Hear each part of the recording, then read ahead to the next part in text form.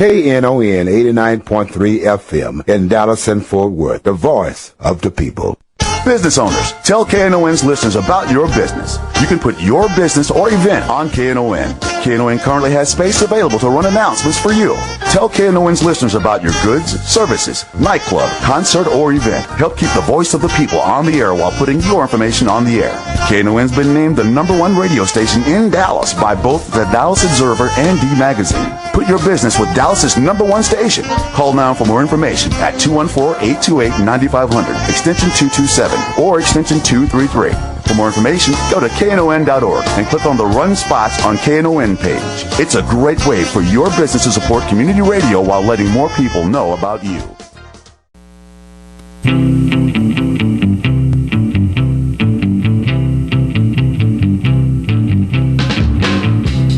Good morning, it's the Workers Beat. I'm Gene Lantz. The number here is 972-647-1893. I want to thank Judy Bryant for paying up her pledge. If you haven't paid yours yet, send it to Post Office Box 710-909, Dallas, Texas 75371. These glasses don't work like they used to when I was younger. You know, I've noticed I've been having that same problem. That's Bonnie Mathias from CWA 6215, and we are joined this morning, and we're very grateful to have Attorney Ed Cloutman, the labor lawyer in Dallas, Texas. Good morning, Brother Cloutman. Good morning. How are you? Thanks for being here. That post office box is 710-909, Dallas, Texas 75371. Bunch of stuff coming up on Tuesday, March and Rally in Austin. Bonnie, you're going, so you tell us about that. Yes, sir. Yes, sir. We are. This is a Medicaid rally, encouraging our legislators and our illustrious Governor Fancy Hair. You like that? That's good, right? To expand Medicaid, take the money from the federal government, expand Medicaid, help the. You know, we have so many people in Texas that are uninsured or underinsured. Nearly everyone in Texas is one major illness away from bankruptcy. You know, this is the only country in the whole world where if you get sick, you go broke. Okay, I've got a telephone number here. It's Dallas Area Interfaith, 214-689-5988. If you're interested in going, I understand the buses are full, but maybe they're carpooling or figuring out something like that. 214-689-5988. Dallas Area Interfaith is in on it. City Square is organizing buses, and Texas Organizing Project is part of this whole thing. In fact, just about everybody in Texas is, because this is a major issue. The expansion of Medicaid, which the governor, and I think the Governor Perry may be the only person in Texas that doesn't want to expand Medicaid and help the poorest Texans to get insurance. On March the 6th, which I guess is Wednesday, yes, at 4:30, we want to confront 7-Eleven about tobacco workers in North Carolina. Now, it may seem like a little bit of a stretch, but you can remember the time when everybody was helping farm workers. And in fact, they get up now. If you go to a major meeting of union leaders, they brag all the way through it about the time that they spent helping the farm workers. So here's your chance to help the farm workers on Wednesday at 4:30 at 1722 Ruth Street in Dallas. 1722 Ruth Street's downtown. I guess I'm pronouncing it right. Ruth, or is it Ralph? Correct. No, it's Ruth. I'm not a native Dallasite. Me neither, but I've learned. But we call it Ruth.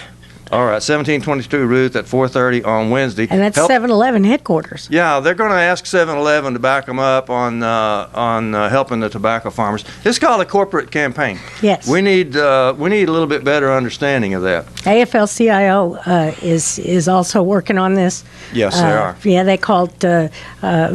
They've been calling everybody in town. Yeah, Michael called me. And, hey, what are you going to do? I got an email last night. Did you? Okay, good. Of course, I've been working on this for over a month, and I got an email that said, "Would you come out on Wednesday?" And I said, "I guess so." I'll be there. Yes, I'll be there. On Thursday at 12:30, I'll also be at this. The Texas Alliance for Retired Americans meets at Bonnie's Union Hall, 1408 North Washington in East Dallas. That's at 12:30. It's free. Just because it's at 12:30 doesn't mean you're going to get a free lunch, though. I don't know if there's a free lunch or not. And on March the 11th, put this in your calendar, we're going to fight for better schools. They had a really big rally last weekend, but they're going to have an even bigger one on March the 11th Yes. because the American Federation of Teachers is behind it, and they are taking, I don't know how many buses from the Dallas area, and this is free. You have to put up a deposit. It's like $25. You write them a check. They don't even cash it. They just keep the check. When you get on the bus, they give you your check back. That's right. So it's a cool deal. The only reason for the $25 is because they want to make sure you show up. That's right. That's And, right. My wife and I are both going to that on March the 11th because last legislative session they underfunded the Texas schools by some $5 billion, and this year they're saying we ain't going to give it back. Oh, y'all are doing fine. Yeah, they say Yeah, everything yes, is fine with the everything's fine. schools, and instead they've introduced a bunch of bills to undermine the schools and turn them all over to private schools, and That's right. and just generally get rid of the whole idea of having public schools in Texas. I'm And sorry, I'm sorry, but it's true. It infuriates me. I know I get It's, accused of overstating things. No, that's not an overstatement at all. I mean, as you know, Gene, for the last 3.5 years, I've worked on issues with the ISD and the pipeline to prison. This rally in Washington or in Austin on the 11th is so important. If anybody out there is interested in going, you can call me because I have committed to filling a bus, and I'm almost there. Well, so I'll be darned. That's you can great. call me at the Union Hall, which is 214-826-6215. We open at Monday morning at 8 o'clock. If I'm not there, just leave me a message. I've got the form to fill out, everything. So give me a call. Okay, call Bonnie and come on down to help Texas schools. That's right. Let's get to Attorney Ed Cloutman because I've been dying to ask what's going on in labor law because, they're saying that all of the decisions may not be relevant. They may not be able to put them in effect. You're going to have to move a little closer to the microphone, I think. All right. If you're talking about what the courts have just done to the National Labor Relations Board, I think. Yes. Yeah. That case will probably end up at the Supreme Court. I'm very, very confident someone will try to have it heard. Mm-hmm. But as it stands now, there's a Court of Appeals decision from the District of Columbia which invalidates all decisions that were made by the National Labor Relations Board, which is a 5-person board when it's fully appointed, who hear cases under the National Labor Relations Act. And for a long time, because of the inability of President Obama to have his nominees confirmed, he's been operating either with a less than 5 NLRB or when it was fully staffed, 2 or 3 of those persons were recess appointments and not confirmed by the Senate. And the court said that is an unlawful use of the recess appointment power. So that First time in history. So that would mean that for the last 200 and something years, all the appointments, all the recess appointments were invalid. If you took it that far, yes. I don't know how long recess appointments have been made. So I'm not positive about the span, but yes, any time that a recess appointment panel was making decisions for the NLRB, they run the same risk. Mm-hmm. So all the decisions made by different boards, it's not just NLRB, but anything that got a recess appointment would be invalidated by this stupid decision that the judges made. Right. And you're saying that this will be appealed probably to the Supreme Court. That's the next step. And while there's no direct right of appeal, you petition the Supreme Court to take your case. And I think they might, because this is of such importance. It is very important, but it's kind of technical, and I'm not sure that all of us know what's at stake and what we can do about it. 972-647-1893 is the number if you want to have a question for Attorney Ed Cloutman. And could you, Ed, is it imposing too much to ask you just how did the Railway Labor and National Labor Relations Act, how did they come about, and what role do they have in American labor history? Well, the labor history is very sordid in this country. It was unlawful to belong to any syndicate of employees trying to bargain until the mid or early 1800s in this country.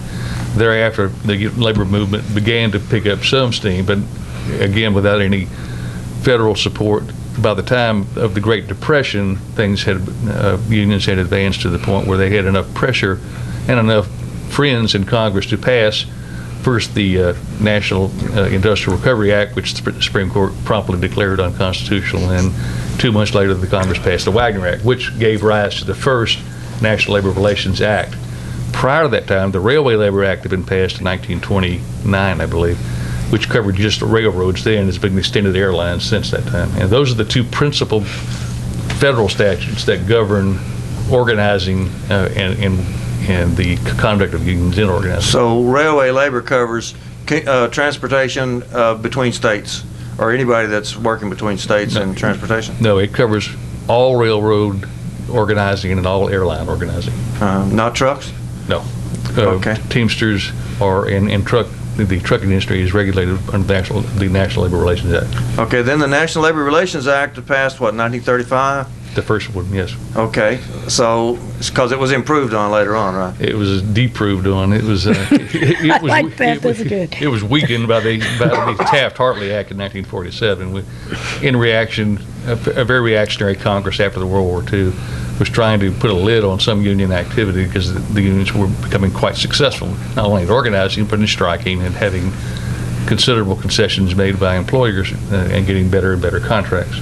So from 1935 to 1937, we had this National Labor Relations Act pretty much as it was originally passed. And this legitimized the union movement in the United States. Right. It was the first federal law that comprehensively recognized and regulated how unions and employers must conduct themselves in organizing campaigns and collective bargaining.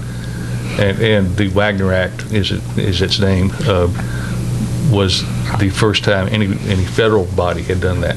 So up until then, the legitimacy of unions was kind of in question, different in different states or different in different localities.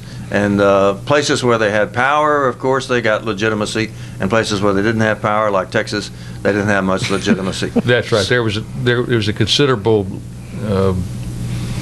body of writing about the lack of successful organizing in the southern states. That was exacerbated dramatically by the Taft-Hartley amendments in 1947, which allowed states to opt out and become right-to-work states, and I call right-to-work free states. But yeah, the tragedy of 1947, we'll get to that. But I'm just trying right now to establish the tremendous importance of the National Labor Relations Board and National Labor Relations Act laws for pretty much all of labor.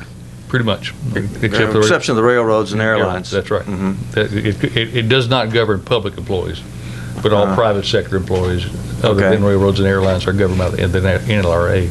By the National Labor Relations Act. Yes, sir. And it had a great significance in Dallas history. It has. Because of one of your law partners. That's right. Can you tell us what happened there? Because the National Labor Relations Act was about 4 years old, I think, and the lawyer for the National Labor Relations Board here in Dallas was named Nat Wells. That's right. And he was your law partner. Well, later. I wasn't around when he came to Dallas. I wasn't born yet. But he was the first National Labor Relations Board agent lawyer assigned to this region, which is now Region 16.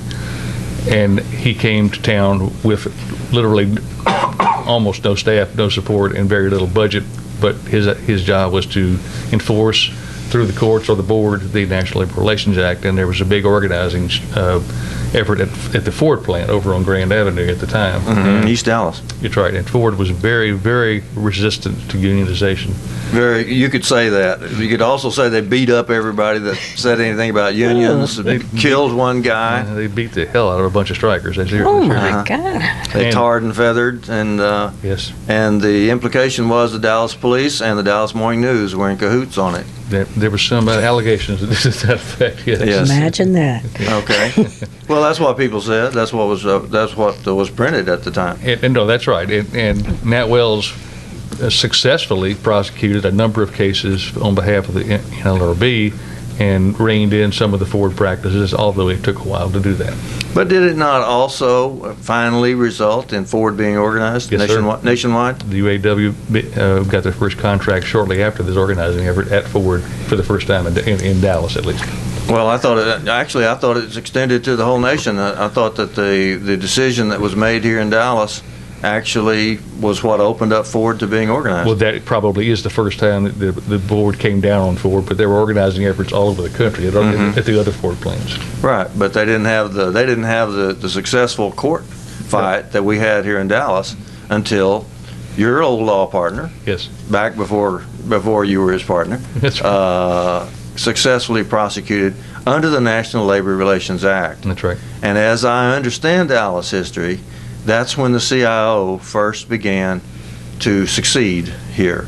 They had made some attempts before. The International Ladies Garment Workers Union, and maybe other unions from the Congress of Industrial Organizations, tried to organize in Texas and were literally driven out by the Dallas Morning News and the Dallas Police. That's right. And the decision made in the Ford case, which I believe was in 1941, began the big organizing drive in the Dallas area. And those of you, my old buddies in Local 848 UAW, you may as well know that you would have never had a union had they not succeeded at Ford, because the Ford organizers went to Grand Prairie and organized the plant that was out there. It was North American Aviation at that time.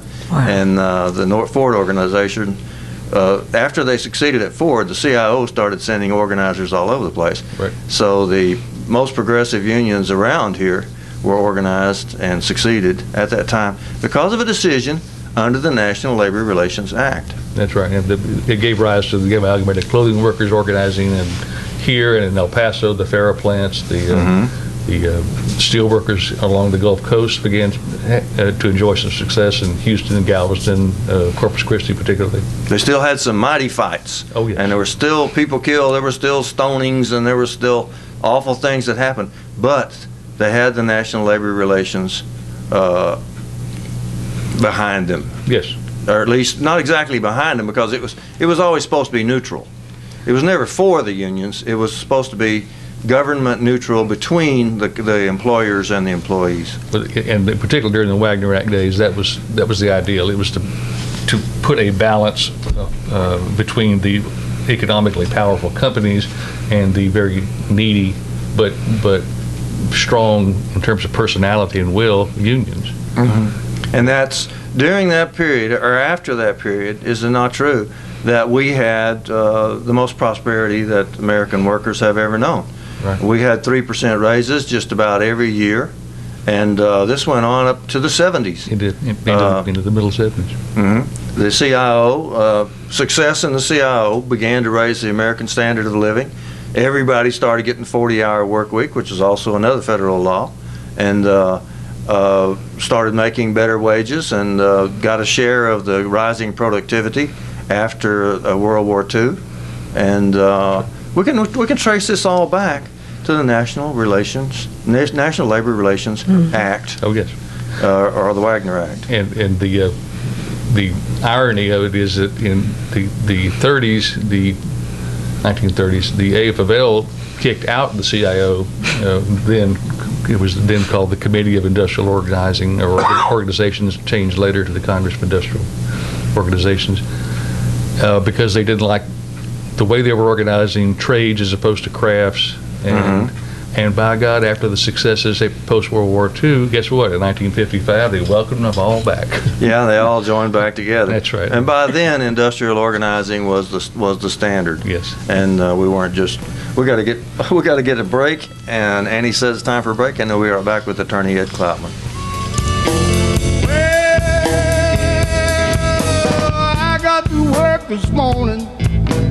Something. Knon thanks you for your pledge to our recent pledge drive. Now is the time to make your pledge count. Send your pledge to Knon's P.O. Box 710909, Dallas, Texas 75371. If you missed our pledge drive, you can still support community radio by pledging on the web at knon.org. Your pledge only counts if you pay it. That's Knon, Box 710909, Dallas, Texas 75371. Be sure to put the name of the show you are supporting on the check, money order, or the envelope. Questions about Knon Pledge Drive? Call 214-828-9500, extension 234.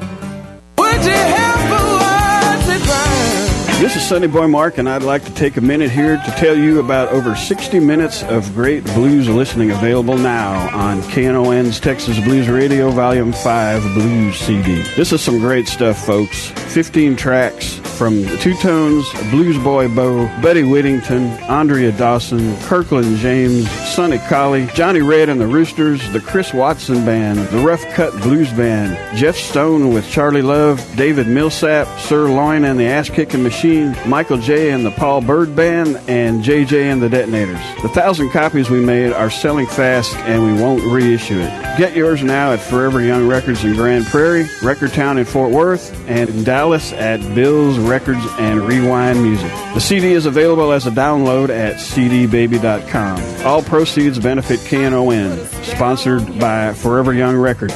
Vinyl copies available at Forever Young Records only. For more info on Texas Blues Radio Volume 5, visit knon.org. Your ears been bending for some blues? Well, feed them the real thing with Texas Blues Radio Volume 5. This is William, your videographer for the KNON talk shows. You can watch Workers Beat by going to knon.org website. Click on schedules to the left side of your screen. Choose Workers Beat's page. Scroll to the bottom of the page, then choose your favorite show to watch or download. This show will be ready for viewing by lunchtime Tuesday. Have a great day.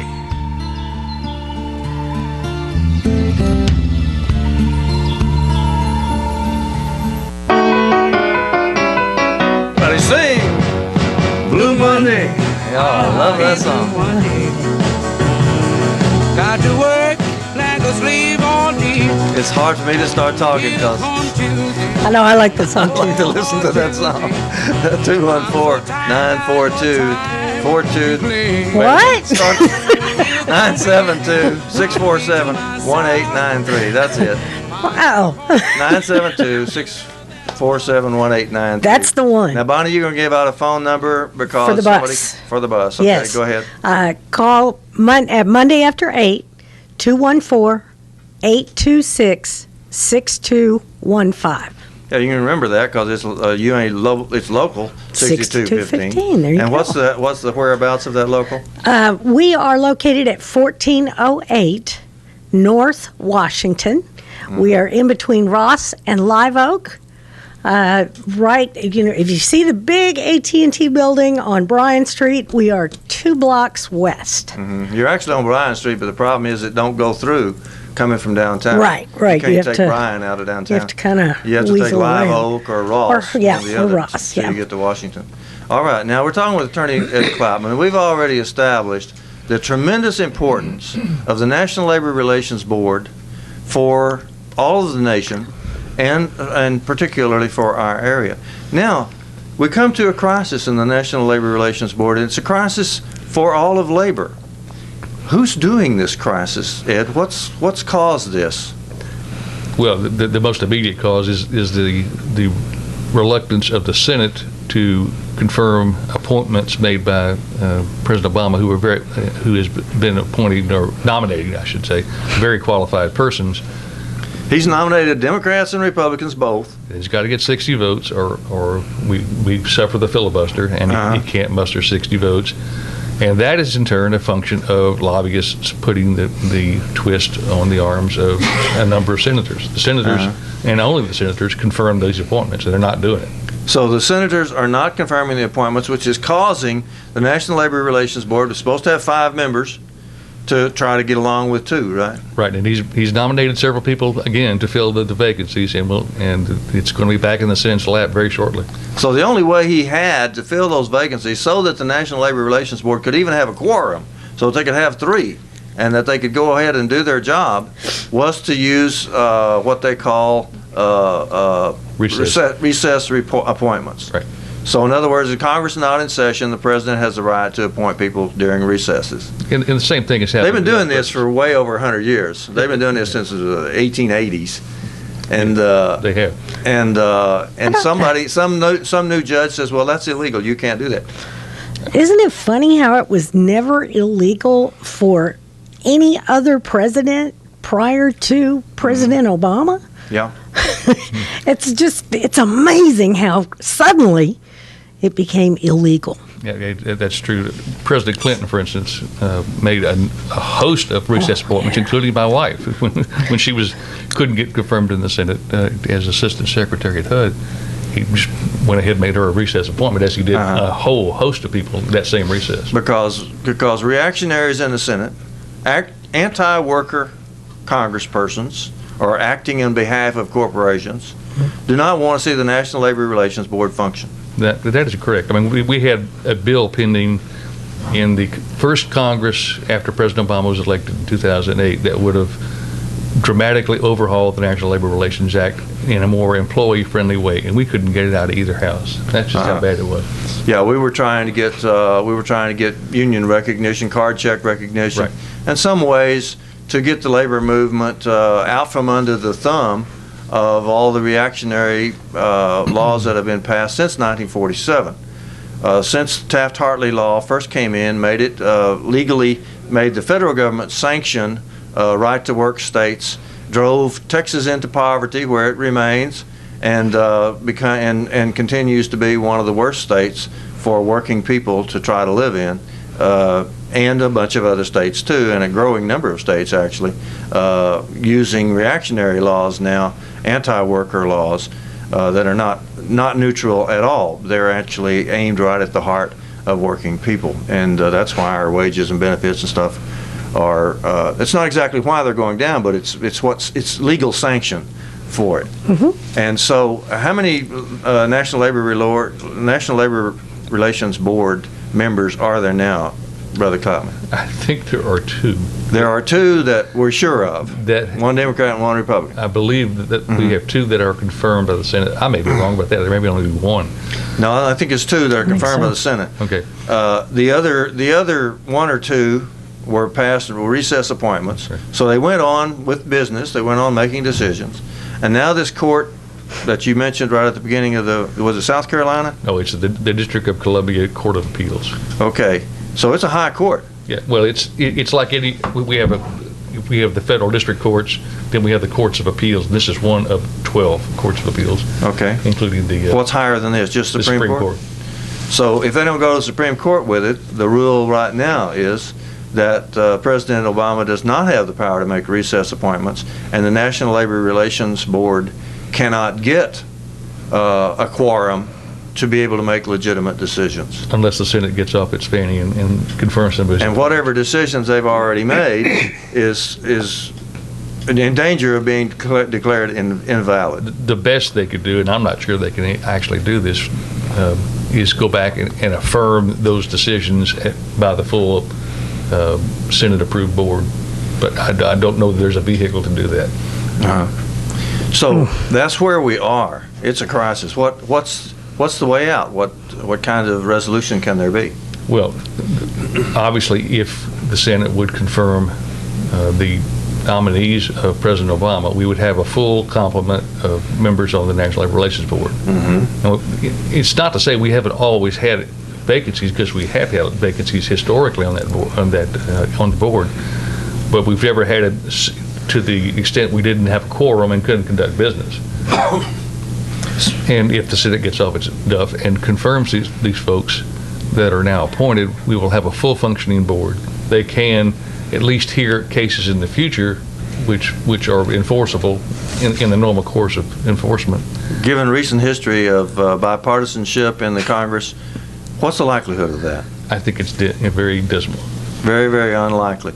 Another likelihood is that this case will go to the Supreme Court and get thrown out. That is my hope. And if it does, then we're back to where we used to be. Then, as I say, recess appointments do count for something. And so then we could have a functioning National Labor Relations Board again. So let's consider the other option. Let's say the Senate doesn't appoint, and we don't think they will, and or rather confirm. The Senate won't confirm, and we also are a little skeptical about this Supreme Court because of some of the decisions that they've made in the past.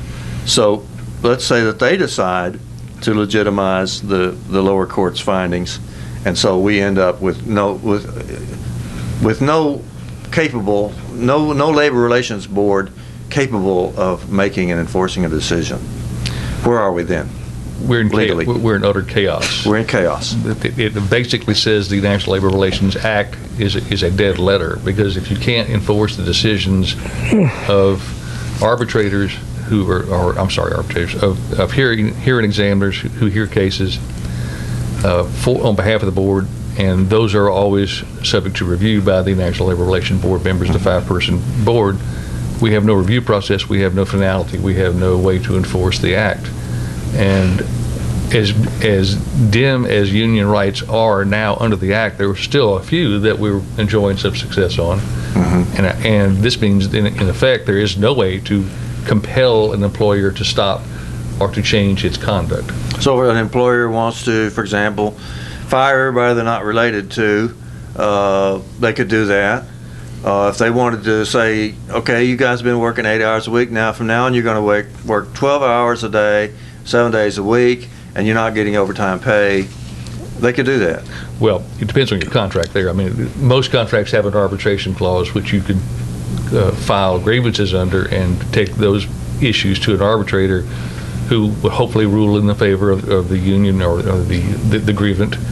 Yeah, but then that can be appealed to the National Labor Relations Board, isn't it? No. This is a separate course, and those are subject to review by federal district courts for abuse of discretion only. Oh, I see. There's no appeal of an arbitration decision in the general sense. You have to show misconduct or that the arbitrator didn't follow the contract. Okay, so that's when people say they're going to take it to the Department of Labor then if they don't like the way the arbitration came out. No, if anybody is seeking the Department of Labor to intervene, they won't. They don't have jurisdiction. If you don't like an arbitration decision, you could file suit in federal district court to have it overturned, and the other side can file suit to have it enforced. So we're not just talking about unions becoming outlaws again, like they were in the 1800s. Not yet. Where it was just plain illegal to join a union. And it wouldn't be quite that bad, but it would be, as you said, utter chaos. It'd be utter chaos. I mean, Texas already is a right-to-work state. It's opted out under Section 14. It allows no public bargaining. If you can't enforce the rights of the few organized companies in Texas under the National Labor Relations Act, you have chaos. There's just no other way to go. So what happens then? Are people still able to organize unions? Because the National Labor Relations Board supervises these union elections. It does. Conducts them. It conducts the union organizing drive. Suppose somebody just wants to organize a union anyway, and there's no National Labor Relations Board functioning. We go back to 1934 when all unions were on their own, and some were successful and some weren't. And of course, if they hadn't been successful, we wouldn't have won those laws to begin with. Right. That is exactly what caused the pressure on the Congress to pass the statutes. Is it not true that some union people today say that they'd rather ignore the National Labor Relations Board anyway on organizing drives? Some people would say that because of the way the board has functioned, particularly under Republican administrations. It was not very helpful in organizing. It's supposed to be neutral, but it seemed to always side with the bosses. It was not neutral during those times. That was before President Obama was elected. Right. It could be and has been a little better since he was elected in the sense of more neutrality.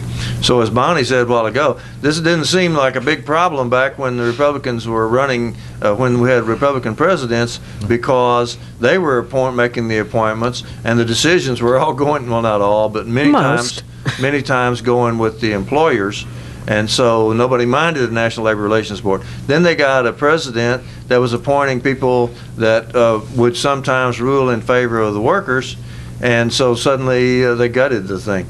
Is that not a conspiracy? I mean, isn't that an awful thing? That's what it sounds like to me.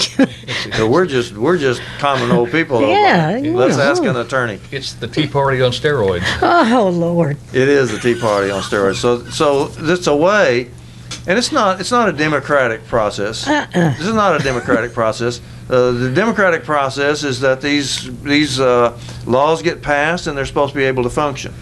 The whole purpose of the people I just referred to, those in Congress and in the Senate and across the country, is to make government not work, to make it dysfunctional or non-functional.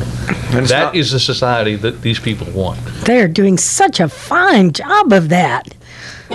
That's just, it's so frustrating to sit back and watch them not do their jobs at all. I mean, everything is Everything is about obstruction.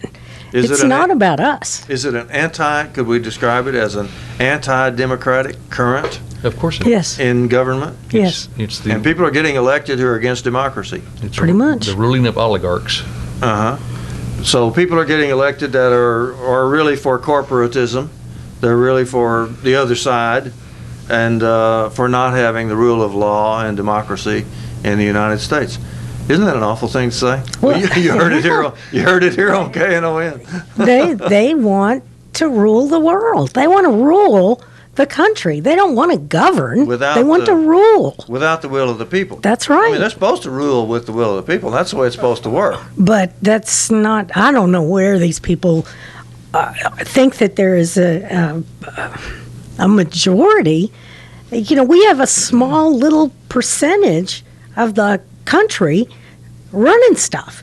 And that's why it is so important for you to go and vote. Make sure you are registered to vote and get out and vote for everything.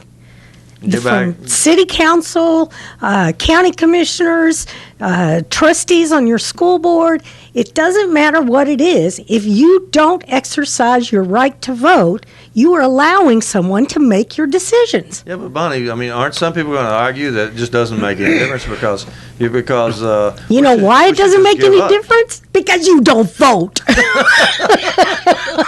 So if you haven't voted, then you're part of the problem. That's right. The AFL Executive Council this week sent a clear-cut message to Senate Democrats, quote, empower the National Labor Relations Board or else.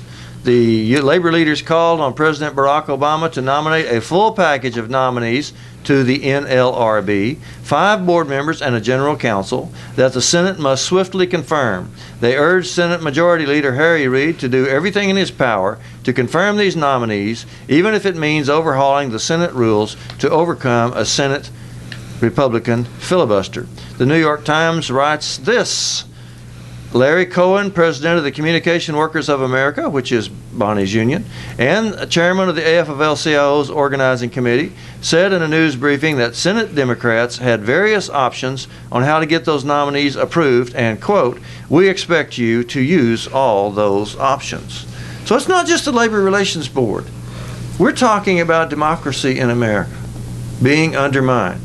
The laws that have been passed by the will of the majority, and I know it's a sloppy process, but they do have some kind of democracy. Things get passed, and here comes a small group of people who are just undercutting it. They're saying, you may have passed a law, but I can stop you. Nah. That's what it's like. I can stop you from actually doing it. It's like children on a playground. And you see this as a tax on working people more than in any other way. Absolutely. So if you're pro-worker, if that's your bias, and that's mine, then it's Bonnie's too. Absolutely. Then you can see this very clearly.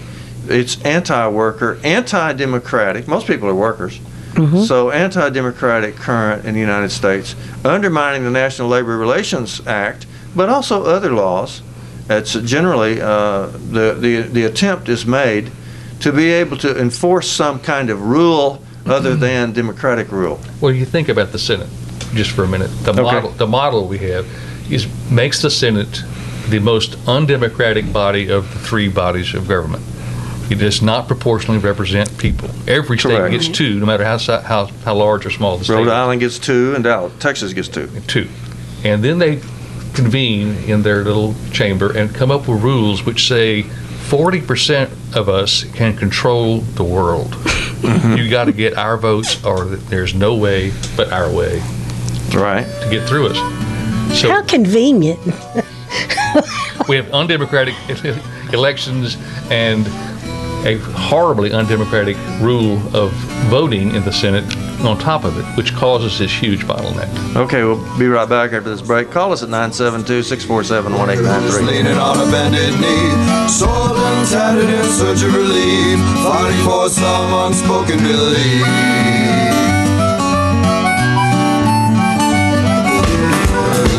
His father, he loved it. My dad loved books. Big Big Bill Morganfield is coming back. That's the son of the blues legend Muddy Waters coming to Dallas for one night only in a big Knon Blues benefit event, Saturday, March 9th at Port David's Pub. Big Bill will be playing his father's guitars during this rare Dallas appearance. Get there early. We'll have free barbecue from the Alligator Cafe. Joining Big Bill will be the Super Kings and Susie Q in the Shaft, featuring James Hinkle. Join us for this very special blues event. Tickets are available now at knon.org, Bill's Records, and Forever Young Records in Grand Prairie. Saturday, March the 9th, Big Bill Morganfield with the Super Kings and Susie Q and the Shaft featuring James Hinkle and a free barbecue dinner from the Alligator Cafe at Poor David's Pub. Poor David's Pub is located at 1313 South Lamar in Dallas. We'll see you there. This is a Knon benefit event. Recycle Revolution is a local recycling collection service and community drop-off center. They collect and accept all traditional recyclables, including paper, plastic, aluminum, cardboard, and glass, as well as materials like TVs, computers, lamps, light bulbs, batteries, ballast, and styrofoam. They offer collection services to apartments, condos, and businesses. They also offer a community drop-off located at 1703 Chestnut Street in Dallas. For more information, 214-566-3025 or recyclerevolutiondallas.com.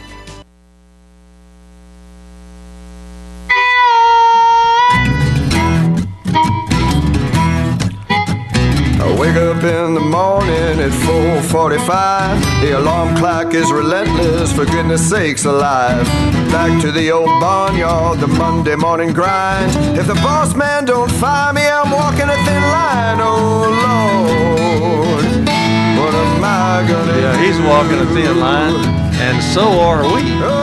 According to what we've been discussing with attorney Ed Cloutman, labor attorney Ed Cloutman, we've been discussing the fact that people are undermining democracy in the United States and saying that even though laws may be on the books, that a small percentage of people, particularly people in the Senate, can stop them from being practiced. I want to throw out some good news, though, because I like to let you know what's going on with the Communication Workers of America. District 6 announced that members have ratified their contractual agreement with AT&T Southwest, covering 22,000 members at AT&T operations in Texas, Oklahoma, Kansas, Arkansas, and Missouri. That's applause. Applause, And yes. earlier tentative agreement was turned down by a narrow margin last week. Quote, over 60% of our members voted in favor of this agreement, which over its life assures them good wages, family health care, and job security, said CWA District 6 Vice President Claude Cummings. I do believe Verizon has a tentative agreement as well. What about the one we've been worrying That's about? here in the Dallas area, if you will. That's great. Yeah, I just read that little blurb, so we'll see what happens. I don't know what it contains. They have to vote, so we shall see. Okay, so we've been talking about the attack on democracy, as expressed by the fact that we can't get legal cover for the National Labor Relations Board to actually function, which is of supreme importance to working people. If you have an opinion or if you have a question about this, 972-647-1893. Attorney Ed Cloutman, am I overemphasizing? Am I making it overdramatic, or am I saying more than what's really going on? No, I mean I think we are have ground to a halt in the sense of what our options are unless we can get legislation pushed out of both houses that would at least affirm the status quo for working people and hopefully improve it. Mm-hmm. The Free Choice Act would be a wonderful thing to crank back up, and we get another crack at it in the 2014 elections. We might have a House back, and if we can hold the Senate, maybe we can get the shall I say weaker sisters and brothers to step up and vote for the working people this time, hopefully. So in 2014 in the congressional elections, you're saying that working people have a bite at the apple. They do. They might have a chance to reverse the attacks against working people in the United States. Yes. Take the House back. And maybe come out a little bit better than they have been. That's right. This sounds awfully good to me. We have a lot of work to do. I mean, we have to really, really organize all over the country. And as we say all the time, the reason that people are trying to disarm you, the reason that voter ID bills and anti-democratic activities are taking place is because once you are disarmed, once you can no longer defend yourself, they can take everything else away from you. That's right. That's when they can take away your wages, they can take away your food stamps. In fact, there was a bill to do that last week. They can take away your ability to get legal services, your ability to get health care, because that's what they're really after. They want everything you have, and so the attempt is to disarm you. As right now, like you're one of 250 million people in the United States, and you have equal rights or something like equal rights, something approaching equal rights, and they want to take that away from you. They do. They want to make democracy meaningless. And you used the word oligarch a while ago. What's an oligarchy? Well, what I use the term to mean is that the few can govern the many without having the democratic principles offended, because we have effectively diluted the democratic machinery in this country to permit the few to govern the many. Which few is it? I mean, is it just... it's the very wealthy few. The very, very wealthy few. It's as close to a monarchy as we can come without doing away with the Constitution. And they'd like to do that as well, from what I've seen. Well, except for that Second Amendment thing. They don't want to do away with that. Everything else. That's right. But that Second Amendment thing, that's staying in there. Well, I think that's a matter of interpretation, too. Certainly, the rights that we have as Americans are at stake. Yes. And particularly if we're not very, very wealthy. If you are very, very wealthy, maybe you're getting actually a little more say-so than you have had in the past.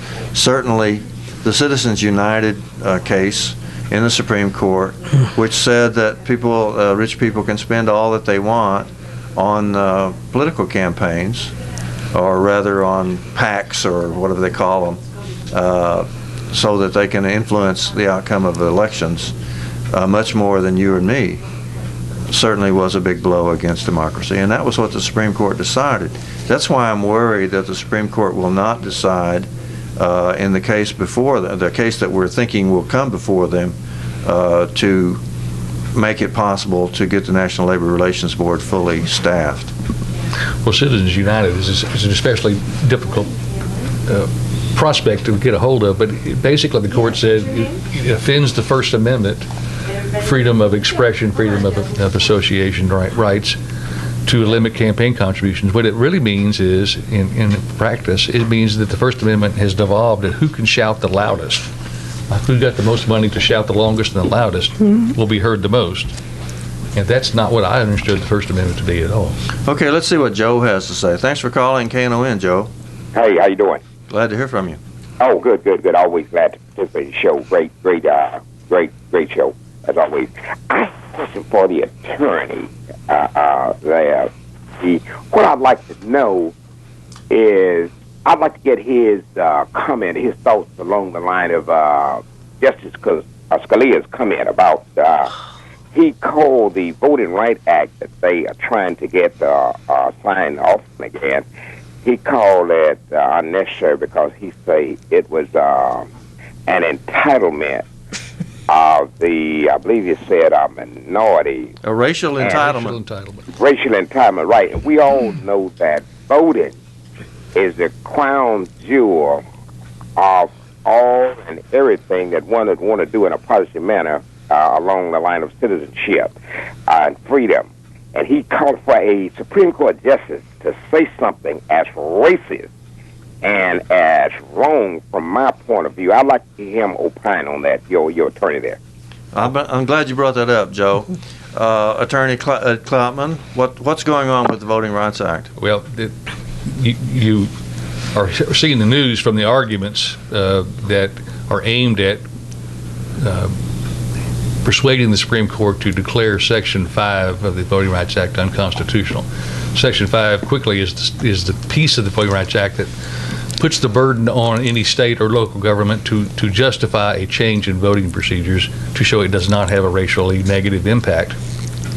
It's been a wonderful piece of the Voting Rights Act since its passage in 1965. And Justice Scalia true to form, doesn't like anything that empowers little people. He's just not going to sit still for it. He's a very smart man. He will find a way to make it sound not racist if he can. Don't let him do it. Obviously, you picked up on it, Joe. But his mission in life is to make little people's lives miserable. And what a fine job he's doing. Under the Constitution. And because he's so good at it, we have to really worry about him. Exactly. I think he doesn't have 5 votes or 4 more votes to come up with 5, but I could be wrong. Well, this is not the first time they've challenged Section 5 of the Voting Rights Act. The third time. It's the third time that they've done it. And they've lost both the others. And what this comes down to is that Texas and certain other states with really bad histories of racism have to be supervised by the federal government before they can change their voting laws. It's not hard. You simply have to demonstrate that by moving a polling place from point A to point B doesn't negatively impact the voting rights of the voters in those precincts. If you can't show that, then you can't make the change. Yeah, so if it doesn't make a difference, then you can't. For example, the federal government held that the redistricting from the last Texas session was racist and illegal. Yes. And they also held that the voter suppression, what they call voter ID bill, which is voter suppression, they held that was racist and illegal. Yes. So what's going on now is that the states like Texas are appealing and saying, we want to do a bunch of racist and illegal things, and so we want you to rule that we're not racist anymore. Or we're not doing anything illegal. So we're not racist, so if you rule with us, then we can go ahead and do these racist things. Yeah. Right. Because they proved over the last period, the states in question proved that they were eager to do racist things. They have a history of it. And this case is brought to you by the lovely people of Shelby, Alabama, Selma, Alabama, where the bridge was involved. The Pettus Bridge was involved. This is a place that has historically been one of the nastiest places in terms of race in the country. Yes. It doesn't have a good track record other than that forced upon it by the Voting Rights Act for protecting people of color's rights under the Constitution. But what they're trying to make it sound like, and this is what's aggravating me, is what's got me upset, is they're trying to make it sound like, well, this was historically true. It was historically true that is it 10 or 11 states? I've forgotten. Well, it's 10 or 11 states. And parts of other. South. Several others. Well, it doesn't include Arkansas. It doesn't, well, doesn't that's include true. Tennessee. It's not all of the South. No, I think Utah might be in it, but I'm not sure. Well, Michigan's in it. Michigan's in it. Okay, states with a history of racism. And those states are saying, okay, we had a history of racism, but that's not true anymore. And this is 40-something years ago, 50 years ago, when the Voting Rights Act was passed. And so we've come along, and we don't need this anymore. We've got black people that have cars now. They're saying, we've got black people going to school. We let black folks eat with us. We have one in my family. We just loved her. But they're saying that they're not racist anymore, that they used to be. But didn't they not, in the very last session, try to pass 2 dirty racist things in the state of Texas? Yes. Their redistricting, and both their redistricting and their voter ID bill were were blocked by the federal government on the basis that they were racist. And there were dozens and dozens of other examples where Section 5 stopped practices in other states that would have had a very negative racial impact on voters. So Attorney General Greg Abbott here in Texas is saying, okay, we used to be racist, but we're not anymore. But they still are. The reason that they want to pass, the reason they want to get this past the Supreme Court and strike down Section 5 of the Voting Rights Act is so they can do some more racist stuff, not in the past, but in the future, in the next session, after this ruling is made. So that's their motivation. How can they say that we used to be racist, but we're not anymore? Well, there's no history to say they're not anymore, for one thing. That's the current history is as bad in its own way as the more distant history. And then for Justice Scalia to come out and make a racist comment during the discussion of this hearing, which took place last week. We're not talking about old history. We're talking about this last week. I think it was Wednesday that this happened. So. For him to reveal his bias like that portends very badly for the people of the United States. And we've been talking this whole session about democracy in America. We started off with the National Labor Relations Board, which is very critical for working people, but we've also, it kind of got out of hand, didn't it? We're now saying that there's a conspiracy in the United States against democracy, against the working people, which is the most of us, and that it needs to be fought. Now, Bonnie says we can fight it by voting. And organizing. What else you got, Bonnie? What about the bus on Tuesday? The bus on Tuesday. If you want to go to Austin on Tuesday to talk to, there's one on Tuesday for the Medicaid rally to ask Governor Fancy Hair. Tell him, we're tired of asking. That hasn't gotten us anywhere. We have to tell him and the legislators that we want to expand Medicaid in Texas to take care of the least of us. Right. And on Tuesday the 11th, we are going back to Austin. The teachers and anybody, and now listen, this is the first day of spring break. So y'all have no excuse, okay? You're probably off work, taking care of the kids. Come on, bring the kids. Let's go to Austin, because this is about them. Yeah. This is about them. We have to restore funding to education in this state. Y'all, we're second from the bottom now. Well, and education is important to democracy, too. Don't remember that That's right. Thomas Jefferson said that. That's right. You know, Mississippi is beating us now. That's right. Yeah. So if we want democracy, we also have to have education. Yes, we must. So call me at the Union Hall Monday morning, 214-826-6215, and find out how to get on the bus on March the 11th. Okay, let's close out on a good note. Yeah. Brother Cloutman, is it not true that they have a bill pending right now to raise the minimum wage? Yes, and yes, indeed. Came out of the Obama government? It's probably not high enough, but yes, there's a bit. Well, it's quite a raise. In 3 years it go up to 10 something. Yeah. It's a little bit every year for 3 years, and then they're going to put a COLA on it. Index. Put an index on it so that we continue to go up when inflation goes up. So that would be a gigantic accomplishment for working people. I don't mean to sound negative. I meant the living wage in Dallas is probably $10.50 right now. And so bringing up the minimum wage would be a great accomplishment. It would be. We have people fighting back against these anti-democratic actions, and I'm proud to say that retirees like me are starting to do a little bit, whereas before retirees were just victims. And so there's a movement in America, a pro-democracy movement that you can be part of. We were at Ted Cruz's office last week. Yes, we did. We had a little The Sun rally. came out. It was great. The Sun sent a message, and I made sure I told Mr. Cruz's aide there that the Sun was sending Mr. Cruz a message. That he needs to back off of Medicare, Social Security, and actually make it so you're not the last retiree. So there is a movement underway. Yes. What's your overall assessment, Brother Ed Cloutman? Is this anti-democratic movement going to succeed in America, or are American people going to snap and fight back and triumph? I do not think it's going to succeed. I think it's like any other fight. You lose some battles, but you got to keep being strategic and keep the energy level high. And I think we can win this war. That is so wonderful, because we're not losing. We're just on this program. We spend a lot of time talking about how dire the situation is, but that's because we want everybody to know what the problems are. Right. If you do know what the problems are, then you're a little bit more capable of fighting back and winning. So the battle is on, brothers and sisters. Yes, it is. There's all kinds of ways for you to be involved. Certainly, and many of our callers agree with Bonnie that voting is primary, and winning the voting rights is primary. None of this stuff was given to us. Nope. We won every bit of it.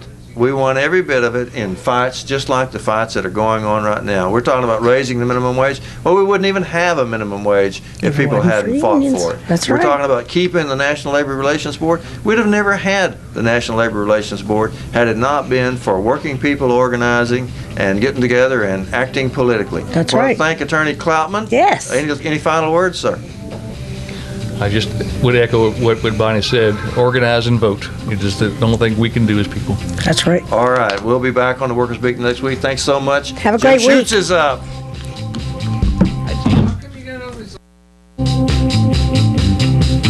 KNON 89.3 FM in Dallas and Fort Worth, the voice of the people. Business owners, tell KNON's listeners about your business. You can put your business or event on KNON. KNON currently has space available to run announcements for you. Tell KNON's listeners about your goods, services, nightclub, concert, or event. Help keep the voice of the people on the air while putting your information on the air. KNON's been named the #1 radio station in Dallas by both the Dallas Observer and D Magazine. Put your business with Dallas's #1 station. Call now for more information at 214-828-9500, extension 227, or extension 233. For more information, go to KNON.org and click on the Run Spots on KNON page. It's a great way for your business to support community radio while letting more people know about you.